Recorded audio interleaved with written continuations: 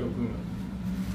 Hey folks, Jonathan Dudley coming to you today. I want to talk to you a little bit about your grip action. Super important that you start to understand how these hands are giving you feedback in the golf swing. We're going to talk about a good grip, which is number one, going to make sure we keep a good connection here with the club head in your left hand and using the tactile functioner to give us good awareness and feedback with how this golf club is moving in the golf swing. All right, so here we go. Left hand action, right hand action. Obviously, we've got a couple of things I want you to keep in mind. Number one, opposing forces, okay?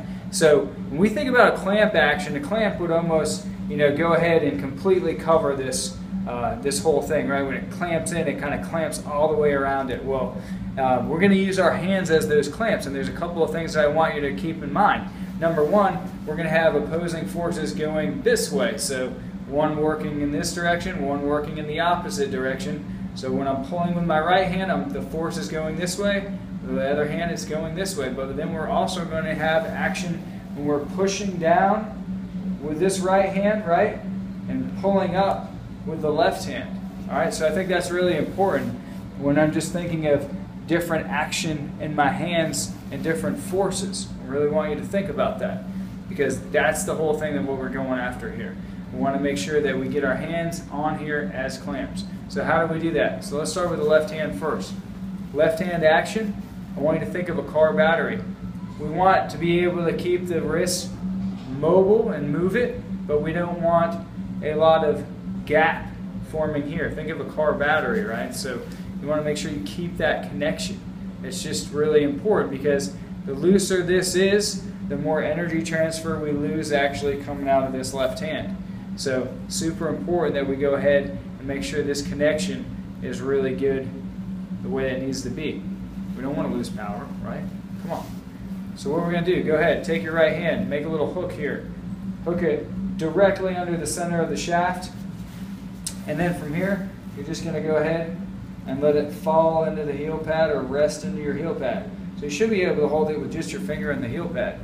Now we're going to clamp those fingers underneath here and just let the thumb rest on here. There's not a whole lot of pressure in this left thumb. If you have a lot of pressure in your left thumb, then you're actually causing a lot of unnecessary tension in your hand. If you go ahead and push really hard and then just relax with your left thumb, you'll notice that your whole hand will start to relax a little bit. And that's what you want. You'll actually have a lot better functioning. If that thumb gets tight, you're going to notice that the movement in the golf club is a lot less.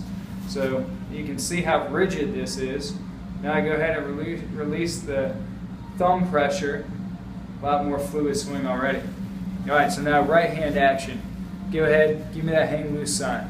That's exactly what I want to see. Hang loose sign, we're going to use these two fingers right here. These two fingers are kind of opposing the thumb force right here. So my thumb's pushing a little bit this direction, but these fingers are going up against it. Now again, not too tight, but just enough to counterbalance that. What you do with your pinky, I really don't care. You can do whatever you want. You can put it here, you can put it on top, you can interlock it, whatever. The most important thing that I care about are these two fingers right here. Again, we're talking about tactile function. So what are these going to do? These are going to give us awareness of what's going on in the club face and how the shaft is working. If you're not using these fingers right here at all in your grip right now, you're losing a tremendous amount of opportunity for feedback, because the sensitivity in these fingers right here with the right amount of grip pressure is going to give you a lot more awareness of what this guy is doing. So if you feel like you can't ever feel where the club head is, you got to listen to this. All right, so these two fingers right here, we use them for penmanship, tactile functioning, super important. We'll go ahead, when we put these two together, you're almost going to go ahead and separate this pointer finger, almost like the trigger. And then let your right thumb rather, lay on top of the grip. So it's a little bit tough to see from this angle, but I want to go ahead and show you. So the thumbs are on the side of the shaft, and this right here, we have a little bit of separation with this finger, right? And so that goes ahead and gives us a good starting fundamental. All right, left hand action, there's no gap, nice and strong. We still have movement and fluidness in the swing. All right, so now watch this. Strong thumb, slow, Relaxed thumb, keeping the right opposing forces. Pretty fast, able to make a good fluid motion. So I know if you practice this and get this right, it's going to help your golf swing a ton. So again, my name is Jonathan Dudley. I'm here at GolfTEC Wendover. Until next time, keep working on your game, keep making birdies.